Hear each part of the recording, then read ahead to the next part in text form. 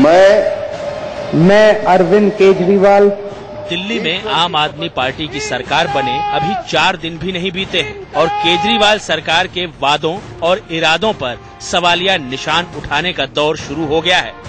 Political पार्टियां क्या करती है, हर चुनाव में घोषणा करती है बिजली मुफ्त में देंगे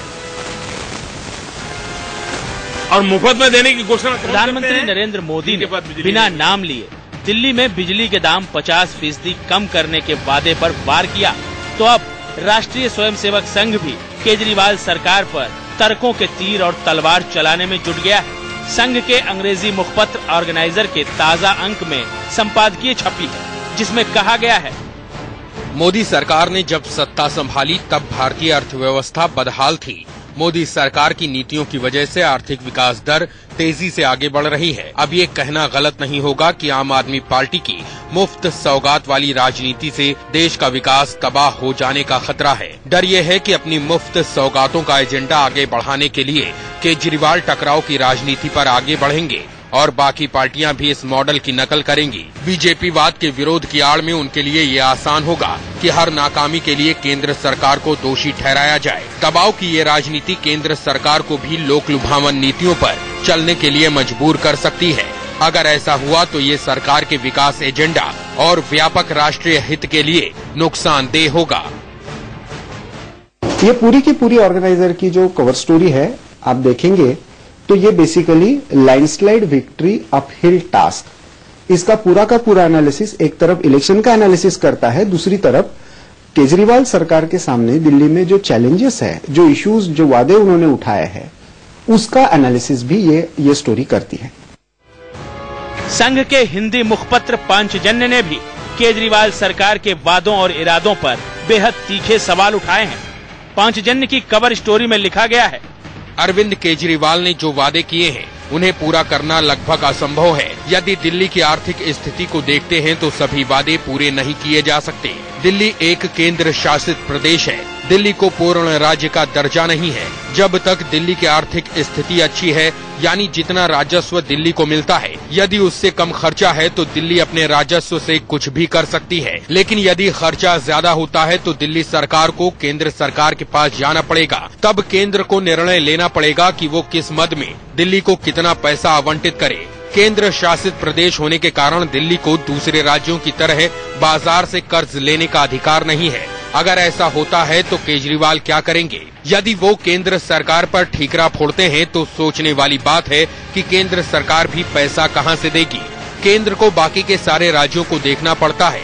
केंद्र सरकार भी अपनी मर्जी से किसी को पैसा आवंटित नहीं करती। वित्त आयोग की सिफारिश के आधार पर राज्यों को पैसा आवंटित किया जाता है।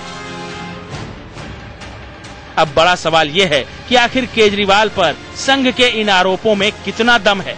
क्या सचमुच दिल्ली को मुफ्त सौगातों की राजनीति देश के विकास को तबाह कर देगी? अगर ऐसा है तो फिर बीजेपी ने दिल्ली के लिए अपने विजन डॉक्यूमेंट में 1 साल से अधिक पुराने बिजली बिल बकाये में 50% छूट देने, बिजली की दरों में कटौती करने, बुढ़ापा पेंशन बढ़ाने, भीड़ भाड़ वाले स्थानों और बाजारों में सीसीटीवी कैमरे लगाने, सरकारी अस्पतालों में 25 जीवन रक्षक दवाएं मुफ्त देने और आधी कीमत पर जेनेरिक दवाएं देने जैसे वादे क्यों किए थे? छत्तीसगढ़ में 1 रुपए किलो चावल देने की स्कीम क्या मुफ्त सौगात की राजनीति नहीं है? तमिलनाडु में चावल से लेकर कलर टीवी मुफ्त देने तक के चुनावी वादों पर राजनीति होती रही है। उत्तर प्रदेश में मुफ्त लैपटॉप बांटने की योजना चलती रही है। तब तो संघ ने नहीं कहा कि इससे देश का विकास तबाह हो जाएगा। फिर केजरीवाल के वादों पर ही इतनी हाय तौबा क्यों? Bureau report, India news. Kejriwal पर संघ के आरोपों में कितना दम है, आइए इसकी पड़ताल करते हैं और इसकी पड़ताल के लिए हमारे साथ मेहमान जुड़ चुके हैं।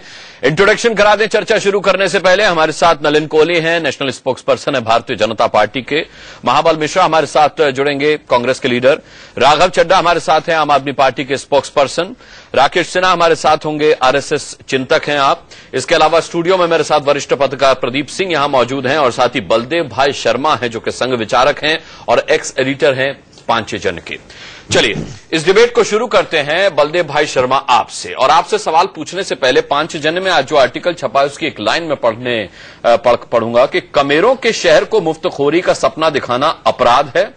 ये अपराध आम आदमी पार्टी ने किया है। ये पांचजन्य के एडिटोरियल में आज छपा है। अब मुझे आप बलदेव भाई ये बताएं कि क्या दिल्ली की जनता को 20,000 लीटर पानी मुफ्त देना अपराध है?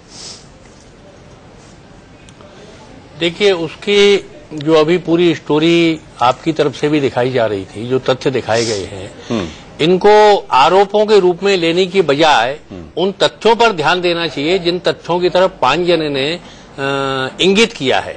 अब केजरीवाल अगर मोटी मोटी चीजें देखें तो जिस बिजली की बात करते हैं उस पर करीब 1500 करोड़ रुपए खर्च होंगे। जिस पानी की बात करते हैं उस पर 200 करोड़ खर्च होंगे।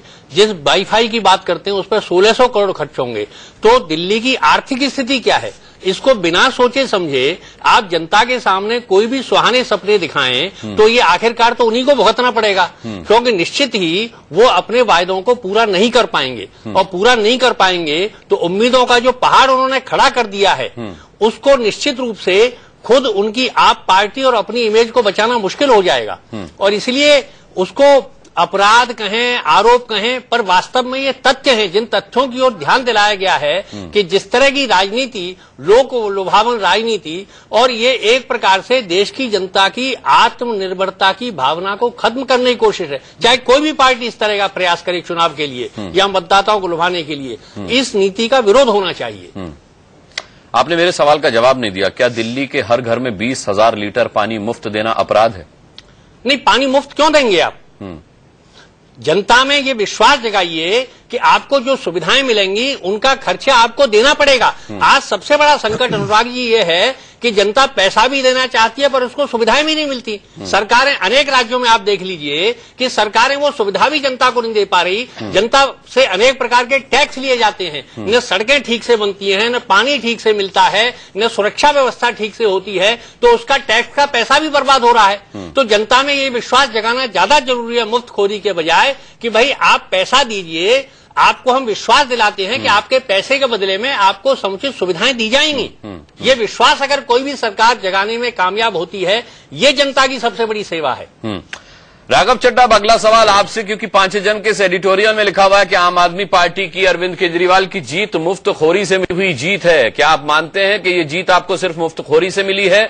फिर दूसरा सवाल मेरा ये भी है कि दिल्ली की जनता को पांचजन्य ने मुफ्तखोर कहा है या नहीं कहा है, तो फिर ये कहा कि आप उन्हें मुफ्तखोर बना देंगे कमेरों के शहर को?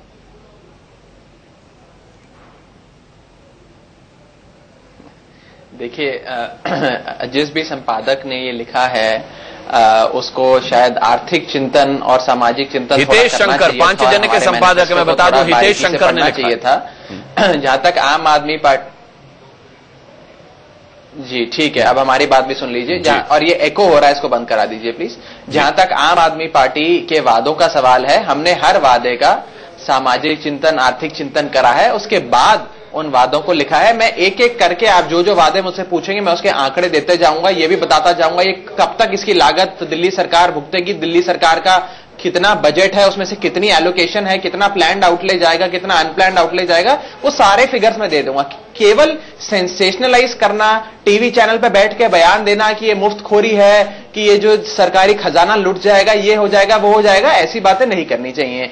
आम आदमी पार्टी ने कोई भी ऐसा वादा नहीं करा कि हम किसी एक उद्योगपति को, अदानी को कोई 6,200 करोड़ का लोन दे देंगे, कि 15 लाख काले धन का जो हम संपत्ति लाएंगे 15-15 लाख रुपए हर नागरिक को दिया जाएगा। इस प्रकार का कोई भी झूठा वादा नहीं करा, या कोई विशेष इंडस्ट्रियलिस्ट को फायदा पहुंचाने का कोई वादा नहीं करा। जनता को राहत पहुंचाने के वायदे करे। हमने बिजली की बात करी, ये नहीं कहा कि बिजली को हम सदैव के लिए सब्सिडी रिजीम पे रखेंगे, केवल ये कहा कि बिजली का ऑडिट होने दीजिए, मीटरिंग ऑडिट होने दीजिए। जो बिजली कंपनियों ने अपने खातों में घोटाला किया है, जो 3 दिन पहले टाइम्स ऑफ इंडिया की रिपोर्ट ने भी विंडिकेट करा उस चीज को, वो सामने आने दीजिए। दिल्ली सरकार इस समय 7.5 रुपए पे बिजली खरीदती है, उत्तर प्रदेश 4 रुपए पे बिजली खरीदता है। हम बिजली की दाम कैसे कम करेंगे, तमाम तरीके की हमसे बातें समझिए। केवल ये मत बोलिए कि सब्सिडी रिजीम चल रही है, कि ये जी सरकारी खजाना लुट रहा है, ये गलत बात है।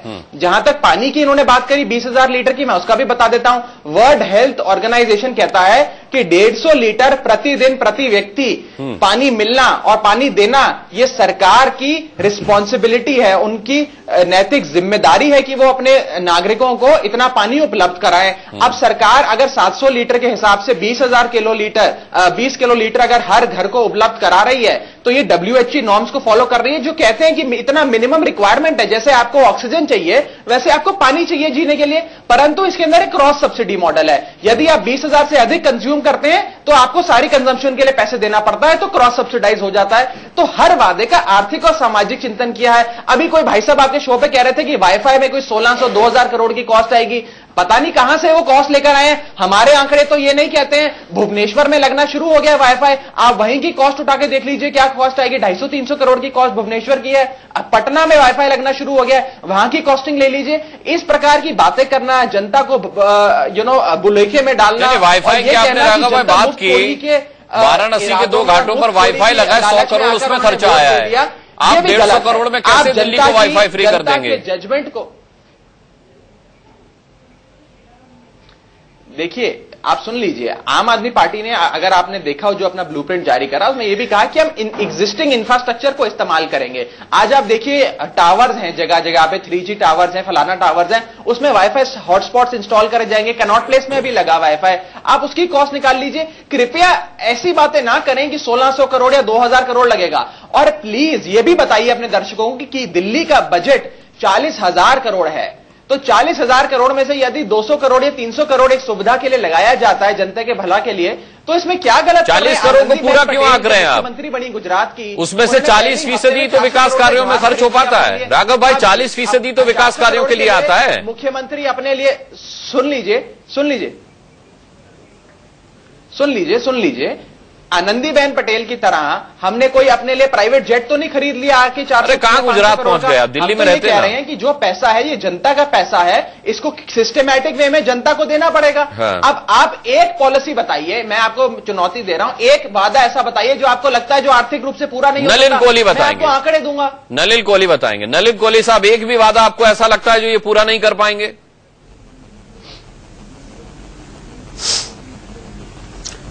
मैं चाहूंगा जितने धैर्य से मैंने सबकी बातें सुनी, उतना ही धैर्य से मेरी भी बातें सुनने लो।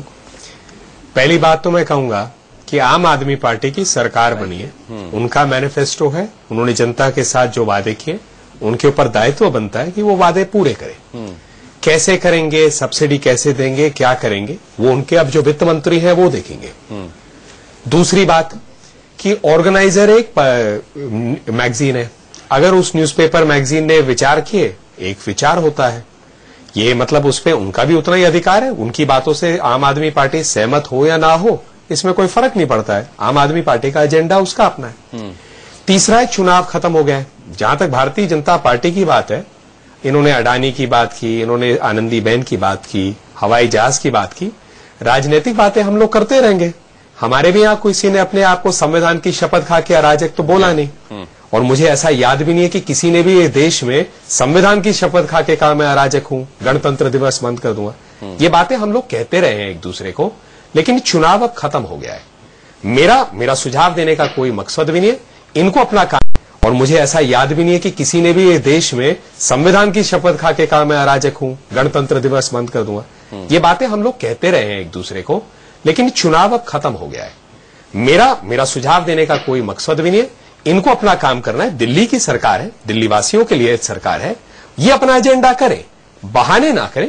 और अभी तक मैंने कोई बहाना सुना भी नहीं है। तो बस इनको अपना काम करना है। बाकी लोग इस पे चर्चा चले समाज में, इसमें क्या दिक्कत है?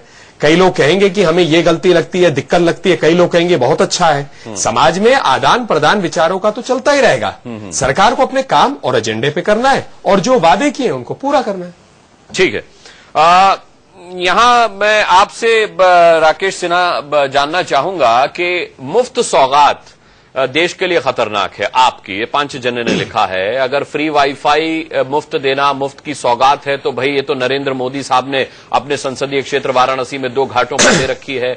आपने यहां कनॉट प्लेस में केंद्र सरकार ने वाईफाई फ्री किया हुआ है, खान मार्केट में फ्री किया हुआ है। तो क्या समझा जाए कि तो राजनीति चल रही है मुफ्त सौगातों की, फिर निशाना किसी एक पार्टी पर क्यों?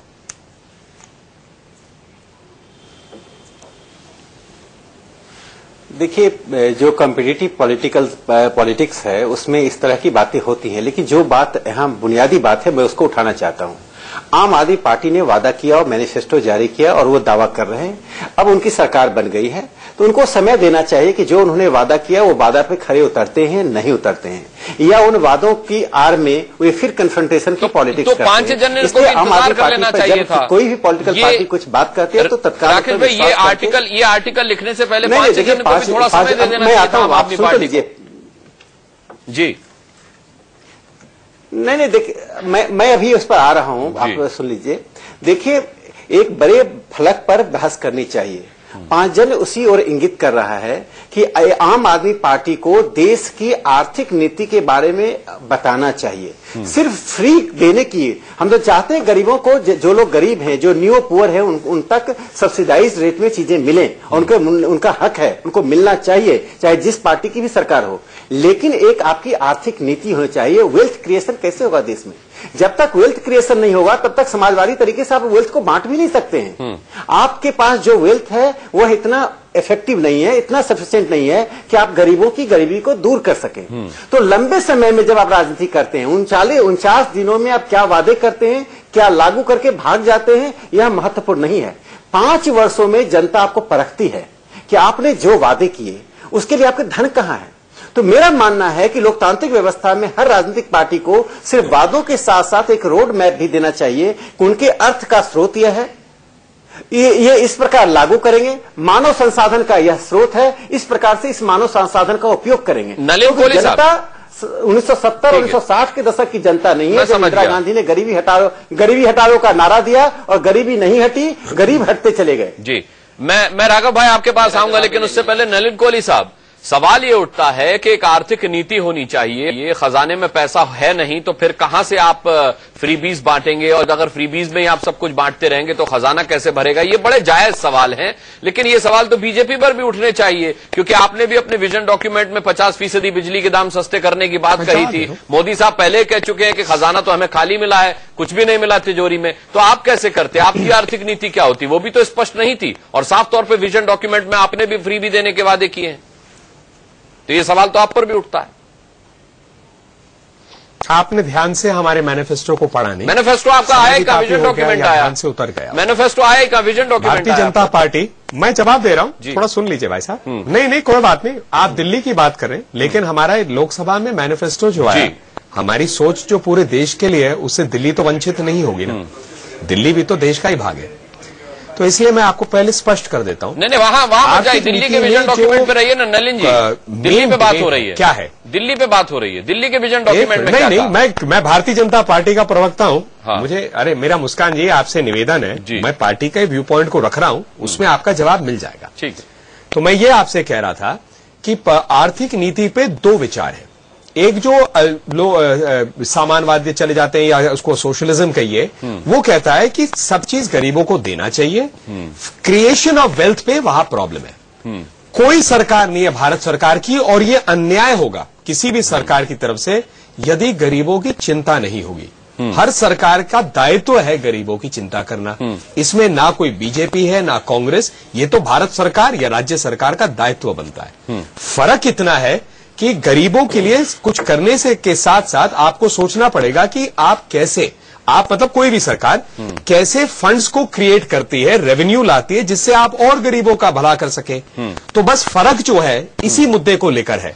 जो लोग कहते हैं जैसे इंडस्ट्रियलिस्ट खराब है, 10 नाम ले लेते हैं, तो ये भी नहीं भूलना चाहिए कि उद्योग जो है वो भी एक अपनी अर्थव्यवस्था का अहम हिस्सा है, क्योंकि सरकार जो है उद्योग तो करती नहीं है, नौकरियां भी मिलती है, उत्पादन भी होता है। यदि हम चाहें कि उद्योग का राज्यकरण कर लिया जाए, नेशनलाइजेशन, तो वो मॉडल सोवियत यूनियन का बहुत पहले बिछड़ गया है। अच्छा, चाइना भी उस मॉडल पे नहीं है।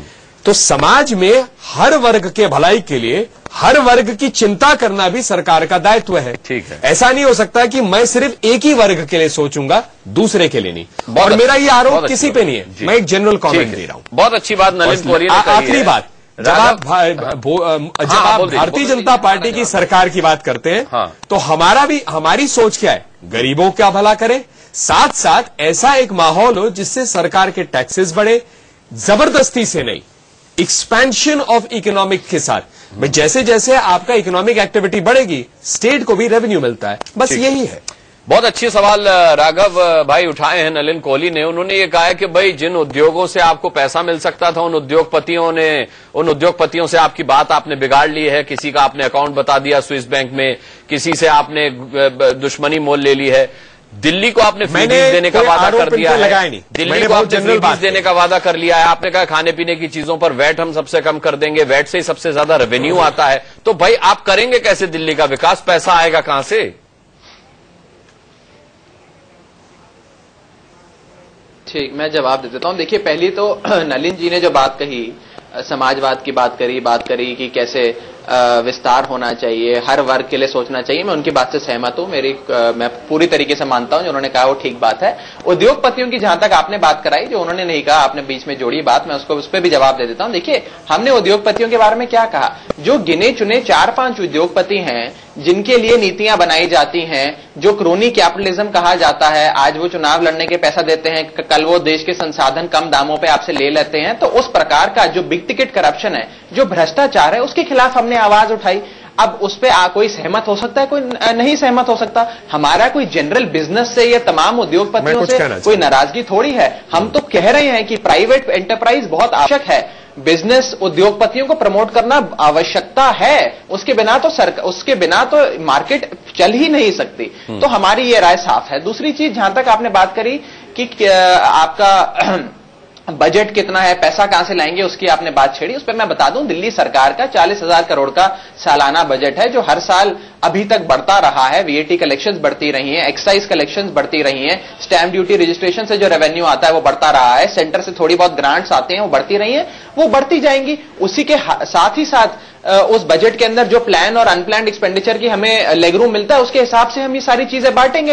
एक कोई आप पर्टिकुलर प्रॉमिस पे जानना चाहते हैं तो मैं उस पर बता देता हूं कि हमारा आर्थिक विचार क्या है, सामाजिक विचार क्या है। परंतु मेरा फिर भी यही रहेगा निवेदन आपसे भी, और जो ये पत्रकार हैं जो लिख रहे थे ऑर्गेनाइजर मैगजीन, या जो आपने मैगजीन का नाम कहा, कि इस प्रकार की चीजें लिखने से पहले हमारा मैनिफेस्टो पढ़ लें और देख लें कि दिल्ली सरकार के कोष में कितना पैसा है, क्या वो पॉजिटिव है चाहे या नेगेटिव में है, और कैसे कैसे वादे। अगर एक ऐसी ब्लैंकेट स्टेटमेंट दे दी जाए, सनसनीखेज स्टेटमेंट दे दी जाए कि नहीं जी कुछ पूरा नहीं हो सकता, ये सरकार तो जनता को बेवकूफ बना रही है, आपका मैसेज क्लियर है। नलिन कोहली इसमें कुछ बात जोड़ना चाह रहे हैं, उनसे हम उनकी बात सुनेंगे। एक आखिरी बात सुन लीजिए, एक आखिरी बात जी, आखिरी बात सुन लीजिए।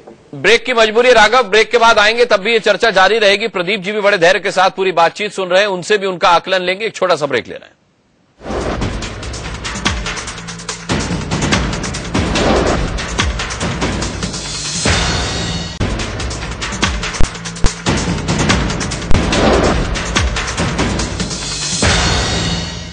केजरीवाल पर संघ के आरोपों में कितना दम है? क्या मुफ्त की सौगात दिल्ली के लिए खतरनाक है, दिल्ली वालों के लिए खतरनाक है, भविष्य के लिए खतरनाक है? क्या इस तरह का ट्रेंड चल पड़ेगा? इस पर हम चर्चा कर रहे हैं, और चर्चा से पहले राघव चड्डा बोल रहे थे, उस पर नलिन कोहली कुछ कहना चाह रहे थे। नलिन, पहले आपकी बात हो जाए, फिर मैं प्रदीप जी से सवाल पूछता हूं। एक ही वाक्य है, इतना ही कि आरोप लगाने से पहले किसी भी व्यक्ति पे, कोई भी भारतीय नागरिक हो, वो उद्योगपति भी हो सकता है, गरीब भी हो सकता है, वो सरकार में हो सकता है, सरकार के बाहर हो सकता है, थोड़ा सा तथ्यों को लाकर करना चाहिए, क्योंकि किसी के अधिकार को रखने के लिए दूसरों के अधिकारों के साथ वंचित नहीं होना चाहिए। मैं इतना कह रहा हूं, इन्होंने 2-3 ऐसे वाक्य कहे जैसे भाजपा की सरकार या भारत सरकार जो है, मतलब ऑलरेडी ऐसी चीजें कर रही है, क्रोनी कैपिटलिज्म, ये सब हुए हैं भारत में, इसमें कोई डाउट नहीं है। कोई तथ्य हो तो बोलिएगा, तो और उसके बाद डिबेट उस पर अलग हो सकता है। अब इनकी प्राथमिकता दिल्ली है, दिल्ली में उनको अपने लाने हैं सारे प्रॉमिसेस, और हमारी शुभकामनाएं कि वो अपने काम पर आगे बढ़े। जी राघव, जवाब दीजिए। नहीं जी, मैं नलिन जी की शुभकामनाओं का स्वागत करता हूं, स्वीकारता हूं। जहां तक उद्योगपतियों की बात करी, मैंने तो एक जनरल स्टेटमेंट दिया था। भारत में ऐसी सरकारें रही हैं जिन्होंने क्रोनी कैपिटलिज्म प्रैक्टिस करा है। जहां तक वो तथ्यों की बात कर रहे हैं, तो नलिन जी वरिष्ठ स्पोक्स पर्सन है, वो जानते हैं। जहां तक उद्योगपतियों की बात करी, मैंने तो एक जनरल स्टेटमेंट दिया था। भारत में ऐसी सरकारें रही हैं जिन्होंने क्रोनी कैपिटलिज्म प्रैक्टिस करा है। जहां तक वो तथ्यों की बात कर रहे हैं, तो नलिन जी वरिष्ठ स्पोक्स पर्सन है, वो जानते होंगे। प्रशांत भूषण जी ने कई खुलासे करे थे, अरविंद केजरीवाल जी ने कई खुलासे करे थे, RIL के गैस बेसिन्स के बारे में कहा था, अदानी जी के बारे में कहा था कि किस प्रकार से संसाधन दिए जाते हैं, किस प्रकार से डोनेशन ली जाती हैं, या जो लोग करीबी होते हैं एक नेता के, उनको देश के संसाधन बांट दिए जाते हैं, चाहे वो कोयले की बात हो, चाहे टेलीकॉम की बात हो, चाहे वो RIL के गैस बेसिन्स की बात हो। तमाम तरीके की चीजें अखबार पत्रकार रिपोर्ट करते रहे हैं, ये तो सार्वजनिक नॉलेज है। जहां तक दूसरी बात फ्रीबीज की मेरी अधूरी रह गई थी, एक बात मैं और ये जोड़ना चाहूंगा। देखिए, अभी एक बहुत ऐतिहासिक मैंडेट मिला है आम आदमी पार्टी को, 70 में से 67 सीटें मिली हैं। हम नतमस्तक होकर इस मैंडेट का स्वागत करते हैं और प्रण लेते हैं कि तमाम वादों पर डिलीवर करेंगे। परंतु यदि सरकार में आज दूसरा दिन है, आज ही यदि कोई संघ का विचारक कुछ पत्रकारिता निकालता है और उसमें ये चीजें लिखता है कि जी वादे नहीं हो सकते, जनता को बेवकूफ बना दिया गया, कि मुफ्तखोरी का काम चल रहा है, तो ये मेरा ऐसा मानना है देश के मैंडेट, दिल्ली के मैंडेट के खिलाफ है। आप दिल्ली के वोटर की जो इंटेलिजेंस है, जो विवेक है उनकी बुद्धि का, उस पर आशंका ना पैदा, उस पर शक ना करें, आशंकाएं ना लगाएं, प्रश्न चिन्ह ना खड़ा करें, ये अच्छी बात नहीं है। देश की राजनीति है, लोकतंत्र है, हमने वादे करें, हम उस पर डिलीवर करेंगे। और फ्रीबीज तो कहीं पे भी नहीं है, कोई भी एक ऐसा वादा नहीं है जो फ्रीबीज का हमने कहा हो। हर प्रकार के लिए बजटिंग की गई है। यदि पानी कहा गया तो एक पर्टिकुलर लिमिट तक कहा गया, उसके बाद अगर कंजम्पशन होगी तो क्रॉस सब्सिडी मॉडल लगेगा। बिजली के लिए कहा गया टेम्पररी कहा गया 400, ठीक है, नहीं, मैं वही तो बता रहा हूं ना। हर प्रकार, अब 700 लीटर पानी कहा, 700 लीटर से 701 कंज्यूम करेंगे तो पैसा लगेगा। जो एक व्यक्ति विशेष के बारे में कहा गया, एक वर्ग ही 400 यूनिट बिजली या 700 लीटर या 20,000 लीटर तक पानी यूज करता है। यदि उससे अधिक कर रहा है तो यदि उसका ये आवश्यक सी बात है और ये जाहिर सी बात है कि उसके पास इतनी परचेजिंग कैपेसिटी है, तो उस पर लगेगा। अब हर प्रकार की हमारे वादे को उठाकर ऐसी बात करी जाए कि ये मुफ्तखोरी है, ये अच्छी बात नहीं। ठीक है, अगर राघव की बात हम माने प्रदीप सिंह जी कि भाई हमारे वादों को अगर मुफ्तखोरी का नाम दिया जा रहा है तो ये अच्छी बात नहीं है, तो केजरीवाल ने जो 70 वादे किए उसके जवाब में बीजेपी का जो डॉक्यूमेंट था, विजन डॉक्यूमेंट, उसकी लिस्ट में पढ़ देता हूं। बिजली की दरों में कटौती नंबर 1 साल में पुराने बिजली बिल बकाये पर 50% की छूट। नंबर 2, नंबर 3, अस्पतालों में 25 तरह की दवाएं मुफ्त। इसके अलावा बसों और सार्वजनिक स्थानों पर CCTV लगाने की इसमें बात कही गई थी। अब अगर बीजेपी जीत जाती तो क्या वो अपने वादों से मुकर जाती, और नहीं अगर मुकरती तो क्या ये बीजेपी के विजन डॉक्यूमेंट्स के हिसाब से मुफ्त की सौगातें या मुफ्त खोरी नहीं कहलाती? देखिए अनुराग जी, इस देश में हर पार्टी मुफ्त का वादा करती रही है। ये समस्या आज की नहीं है, ये 67 साल पुरानी समस्या है। ये राष्ट्रीय विमर्श में इसलिए ये बात आ रही है कि आज इन वायदों पर आम आदमी पार्टी को चुनावी कामयाबी मिली है। अगर वो हार जाते तो हम शायद इसकी चर्चा न करते। बिल्कुल सही। तो एक बात, दूसरी बात मेरा मानना है कि पांचजन्य ने ये मुद्दा उठाकर एक अच्छी बहस की शुरुआत की है। ये फ्रीबीज से किसी को एतराज नहीं होना चाहिए। इसके पीछे की जो सोच है, जो इसके पीछे का विचार है, वो ज्यादा चिंताजनक है। वो ये है कि ये मानना राजनीतिक दलों द्वारा कि गरीब आदमी सब कुछ मुफ्त में चाहता है, कि गरीब आदमी को गरीब रखो, उसको सरकारी संसाधन से इतना दो कि वो मरने नहीं पाए, जिंदा रहे, और हमारी इमदाद पर जो है वो हमेशा हमारी तरफ नजर टिकाए रहे। ये जो सोच है, ये कोई पार्टी नहीं बताती कि जो गरीब आदमी है उसकी आमदनी कैसे बढ़े। वो भी सम्मान से जीना चाहता है। देखिए, कोई व्यक्ति गरीब हो या अमीर हो, सम्मान की और आत्मसम्मान की उसमें कमी नहीं होती है। वो चाहता है कि वो पैसे देकर वो सुविधा ले।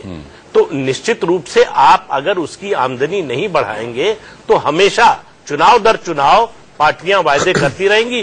जो ज्यादा इस तरह का वायदा करेगा वो जीत जाएगा। लोगों को उस पर भरोसा होगा, ये इनको अगर हम ले आए तो हमको ज्यादा मदद मिल सकती है। तो ये जो सोच है गरीब आदमी के बारे में कि उसको गरीब ही रहने दो, ये इससे लड़ाई लड़नी चाहिए। आप तात्कालिक तौर पर किसी को छूट दे दें, कोई राहत दे दे, उसमें कोई ऐतराज नहीं है, लेकिन जो सेवा दे रहे हैं वो एक उचित दाम पर मिले और उसका पैसा जो भी ले रहा है उस सेवा को वो दे। इस तरह की एक व्यवस्था जो है कायम होनी चाहिए। इस पर सभी राजनीतिक दलों को सोचना चाहिए। ये केवल आम आदमी पार्टी की बात नहीं है, ये बात सब राजनीतिक दलों पर लागू होती है कि किस तरह से आम आदमी को जिस आर्थिक स्थिति में वो है उससे ऊपर उठाया जाए। उस पर अगर आप बात करेंगे तो वो ज्यादा अच्छी बात होगी, आम आदमी के लिए भी अच्छी बात होगी। लेकिन अगर आप लगातार चुनाव दर चुनाव, फिर तो वो होड़ लगी रहेगी कि कौन ज्यादा चीजें सस्ती दे सकता है या मुफ्त दे सकता है, कौन ज्यादा देर तक ये मुफ्त दे सकता है। इसका कोई अंत नहीं है। और समय समय पर मतदाता ने इसको रिजेक्ट भी किया है। ऐसा नहीं कि हमेशा मतदाता ने इसको स्वीकार ही किया है। और दूसरी बात यह है कि अगर ये भारतीय जनता पार्टी, कांग्रेस या कोई भी पार्टी समझती है कि आम आदमी पार्टी की दिल्ली में जीत केवल इन वायदों के कारण हुई है तो वो गलत समझ रहे हैं। ठीक है, उसके और भी कारण है। हाँ। इसमें निश्चित रूप से उनकी जीत में ये भी एक कारण है, लेकिन यही एक कारण नहीं है। ठीक है राघव भाई, समस्या यह कि कोई भी चीज इस दुनिया में फ्री में नहीं मिलती।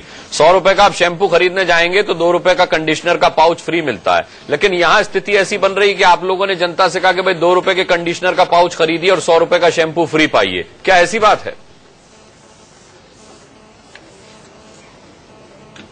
दीजिए, उदाहरण दीजिए। बयान तो ऐसे आ जाते हैं, आप उदाहरण दीजिए, बताइए कौन सा ऐसा वादा किया है जहां पे आपको ऐसा लगता है कि कंडीशनर 2 रुपए का देने पे शैम्पू की बोतल फ्री मिल रही है। बताइए बलदेव जी, बताइए कौन सा ऐसा वादा आपको लगता है जिसमें कि आपको लगता है कि फ्री फ्री फ्री करके केजरीवाल सरकार जीत गई?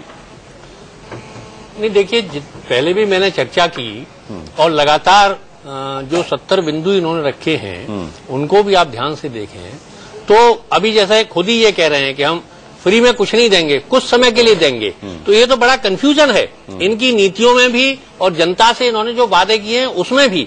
जनता तो परेशान है। तो कह रहे हैं हमने जनता से ऐसा कोई वादा ही नहीं किया। पहले तो फ्री की बात, ये तो आपके सामने बैठ के कह रहे हैं कि इन्होंने जनता से ऐसा कोई वादा नहीं। और अब खुद कह रहे हैं कि हम तो बिजली फ्री देंगे, हाँ। लेकिन कुछ समय के लिए उसको सब्सिडाइज करेंगे। तो वो तो कह रहे हैं हमने पहले दिन से अपने इनके कहने से क्या होता है, हमने पहले दिन से अपने घोषणा पत्र में चुनाव अभियान चला, उस चुनाव अभियान के पूरे भाषण सुन लीजिए। आपके चैनल पे चुनाव अभियान के पूरे भाषण सुन लीजिए। देखिए पकड़े गए पकड़े गए आप पकड़े गए। और अभी ये वाईफाई की बात कर रहे थे, बताइए कोई एक ऐसा वादा बताइए तो जवाब ही नहीं है। आपने मैं यही बता रहा था, 150 मैं आपका ध्यान इसी तरफ आकर्षित करना चाह रहा था। तो वाईफाई 250 में दिल्ली में सुन लीजिए, अब हमारा जवाब ले लीजिए और अब हमारा जवाब ले लीजिए। बलदेव जी की बात खत्म हो जाए। सुन लीजिए बलदेव जी की बात है, यही बात मैं आपको यही कहना चाह रहा था। देखिए नहीं, सुन लीजिए, हमारा जवाब सुन लीजिए। देखिए यही मैं आपको कहना चाह रहा था। आपके पैनल पे जो वरिष्ठ पत्रकार बैठे हैं, विशेषज्ञ बैठे हैं, ये बयान तो दे देते हैं फ्री फ्री फ्री का। जब इनसे पूछा जाए कि क्या चीज,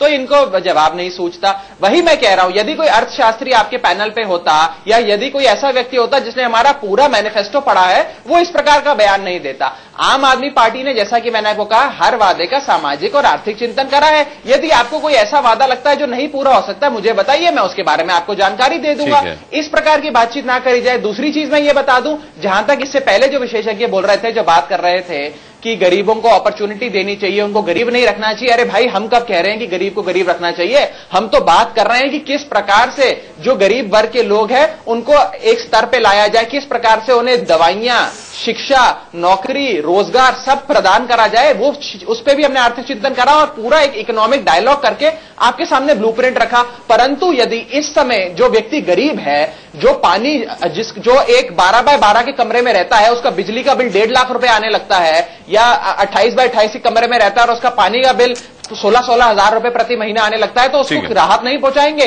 बिजली के मीटर की जांच नहीं कराएंगे? बिजली कंपनी पे जांच नहीं कराएंगे?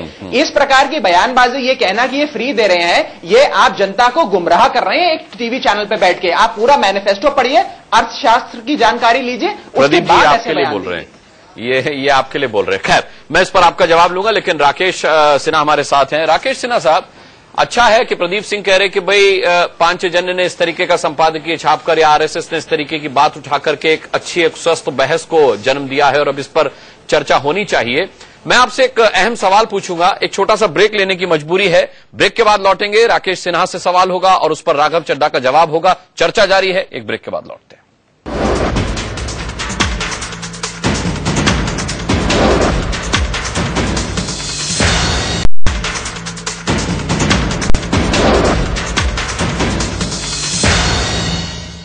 आइए चर्चा को आगे बढ़ाते हैं। सीधे राकेश सिन्हा का मैं रुख करूंगा, आरएसएस चिंतक हमारे साथ हैं। राकेश जी, सवाल ये उठता है कि बड़ा मौजूद सवाल आप लोगों ने उठाया है कि अब बाकी दल भी देखा देखी मुफ्तखोरी की राजनीति करने लगेंगे, फिर केंद्र। आइए चर्चा को आगे बढ़ाते हैं। सीधे राकेश सिन्हा का मैं रुख करूंगा, आरएसएस चिंतक हमारे साथ हैं। राकेश जी, सवाल ये उठता है कि बड़ा मौजूद सवाल आप लोगों ने उठाया है कि अब बाकी दल भी देखा देखी मुफ्तखोरी की राजनीति करने लगेंगे, फिर केंद्र से उनका टकराव बढ़ेगा, फिर केंद्र भी दबाव में आकर लोक लुभावन जो है योजनाएं बनाने लगेगा। लेकिन सवाल ये उठता है कि आरएसएस को ये चिंता पहले क्यों नहीं हुई, जब तमिलनाडु में मुफ्त टीवी बांटे जा रहे थे और जो है मुफ्त लैपटॉप के वादे 12वीं पास को यूपी में किए जा रहे थे, उस वक्त आपको ये चिंता नहीं हुई? आज एकदम से अचानक चिंतन शुरू हो गया इस पर?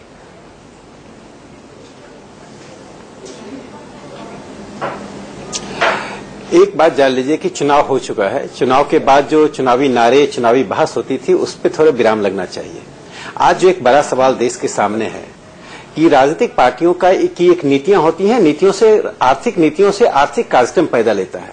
आज स्थिति उल्टी हो रही है। आर्थिक कार्यक्रम के आधार पर नीतियां तय कर रहे हैं, इससे देश नहीं चलता है।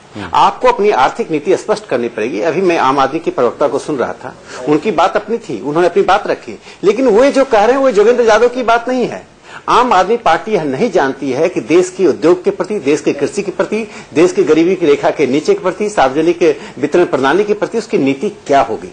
जब तक आप में स्पष्टता नहीं होगी, आप क्षणिक समय के लिए कार्यक्रमों के आधार पर लोकप्रिय भी हो सकते हैं, चुनाव जीत भी सकते हैं, लेकिन लंबे समय तक दूरगामी स्थिति में देश का भला नहीं होगा। इसलिए पांचजन्य ने जो बहस शुरू की है, उस बहस के केंद्र बिंदु में दो सवाल खड़े होते हैं। पहला सवाल यह खड़ा होता है कि एक आज के नव उदारवाद के परिप्रेक्ष्य में राजनीतिक दलों की नीतियां क्या हों।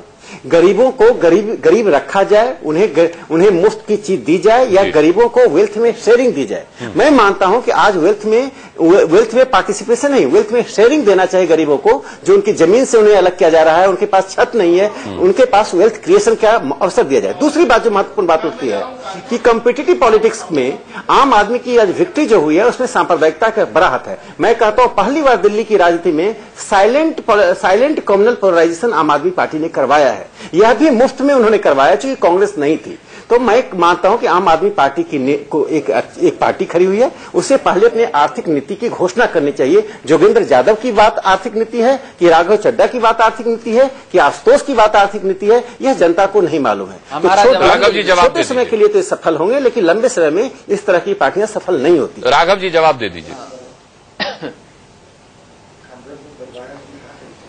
जहां तक इन्होंने बात करी ध्रुवीकरण की, सांप्रदायिकता की, देखिए दिल्ली में हम देख रहे हैं कि पिछले 30 साल से इस प्रकार की घटनाएं नहीं घटी। अर्थनीति पर जवाब दे दीजिए। यदि दंगे की शुरुआत करी जाती है, बबाना में अर्थनीति पर, सांप्रदायिकता की तो बात ही नहीं। अर्थनीति स्पष्ट करने को लेकर सबसे बड़ा सवाल उठाया राकेश सिन्हा जी ने। सुन लीजिए, नहीं उन्होंने बात छेड़ी। अर्थनीति पे भी बता देता हूं, अर्थनीति पे भी सुन लीजिए। उन्होंने बात छेड़ी ध्रुवीकरण की, तो मैं उस पर बताना चाह रहा था कि जो ध्रुवीकरण जो तमाम पत्रकार भी कह रहे हैं कि भारतीय जनता पार्टी के लोगों ने करवाए, उस पर जरा थोड़ी जानकारी अपनी बढ़ा लीजिए। फिर आप मूल सवाल के जवाब से बच जाएंगे और मेरा समय खत्म हो जाएगा। राघव भाई, ध्रुवीकरण को छोड़ करके अर्थनीति पर बोल दीजिए। ध्रुवीकरण पे फिर किसी दिन बैठ लेंगे। चुनाव के अब खत्म हो जाने के बाद ये अपनी यदि ध्रुवीकरण पे छोड़, आरोप प्रत्यारोप का नहीं, ध्रुवीकरण पे अगर छोड़ना है तो आप राकेश जी को बोलिए ना। फिर ध्रुवीकरण की बातचीत, ध्रुवीकरण की बात मैंने तो नहीं शुरू करी ना, राकेश जी ने करी। अब उन्होंने आरोप लगाया है तो जवाब सुनने का साहस रखें। राकेश जी ने एक प्रश्न उठाया, आप भाजपा को खींच रहे इसमें, तो मैं अपनी बात तो रखूंगा ना। आप भाजपा को खींच रहे इसमें, तो मैं भाजपा के एक प्रवक्ता के नाते अपनी बात तो रखूंगा। राकेश जी, आपने जैसे कहा कि भाजपा के एमएलए, पूर्व एमएलए, फिर मौजूद सवाल आया तो आप लोग जवाब देने से बचने लगे। आरोप प्रत्यारोप छोड़कर जवाब दे दीजिए राघव भाई। मैंने कहा आपसे आरोप प्रत्यारोप की राजनीति की जा सकती है राघव जी, लेकिन आपको दूसरी बात ये आप अपनी नीतियों की बात करिए। भाजपा को क्यों खींच रहे हैं? हम तो कह रहे हैं आप प्लीज अपनी नीतियों को ध्रुवीकरण की बात करें, सांप्रदायिकता की बात करें, तो उनको राकेश जी की जानकारी में ये बातें लानी आवश्यक है कि आम आदमी पार्टी पे इस प्रकार के आरोप ना लगाएं। चलिए ठीक है। और भारतीय जनता पार्टी कांग्रेस की तरफ देखें जो ध्रुवीकरण और सांप्रदायिकता की राजनीति करते हैं। आप रखना चाहते तो भाजपा पे तो ठीक है। नलिन जी सवाल आप जवाब दीजिए। ठीक है, क्यों भारतीय जनता पार्टी को इसमें आपको खींच रहे हैं और ऐसे रुक जाते हैं। अर्थनीति भी सामने आ जाएगी, रुक जाए। नलिन नलिन जी, एक तथ्य है मेरे पास, पढ़ के सुनाता हूं आपको, फिर आपसे सवाल करूंगा। समय मेरे पास बहुत कम बचा है। जुलाई 2013 में तत्कालीन मुख्य न्यायाधीश जस्टिस पी सदाशिवम और जस्टिस रंजन गोगोई की बेंच ने कहा था कि मुफ्त सौगातों की चुनावी राजनीति से स्वतंत्र और साफ सुथरे चुनाव की जड़ें हिलती हैं। सुप्रीम कोर्ट ने चुनाव आयोग से यह भी कहा था कि मुफ्तखोरी को बढ़ावा देने वाले चुनावी वादों पर मान्यता प्राप्त पार्टियों से सलाह मशविरा करके गाइडलाइन बनाई जाए। बीजेपी इसकी शुरुआत करेगी क्या?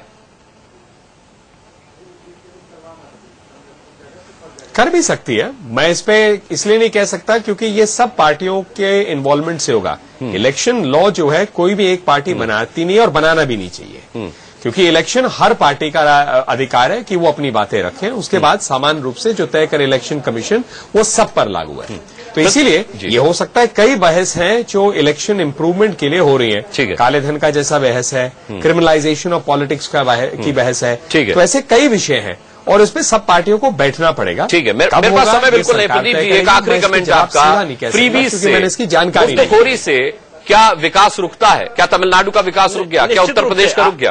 अभी थोड़ी देर पहले जो राघव चड्ढा ने बात कही कि भाई हम समझते थे कि आम आदमी पार्टी का मैनिफेस्टो आम आदमी समझ सकता है। ये कह रहे हैं कि उसको समझने के लिए एक अर्थशास्त्री की जरूरत होगी, आप लोग नहीं समझ सकते हैं। तो मुझे ऐसे अर्थशास्त्री का इंतजार रहेगा जो ये बताएगा कि जो लोग जो सर्विस पैसा देकर भी नहीं ले पा रहे हैं, मैं ये कह रहा हूं कि कम पैसे में या मुफ्त में कैसे मिल जाएगी?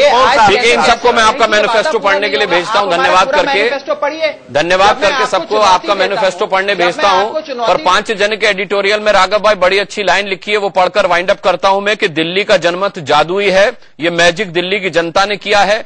अरविंद, ये ट्रेजिक न बन जाए, ये जिम्मेदारी अब आपकी है। सभी का बहुत बहुत धन्यवाद करना चाहेंगे बड़ी बहस में जुड़ने के लिए। एक छोटा सा ब्रेक लेंगे, लेकिन उससे पहले देखिए जाने भी दो यारों।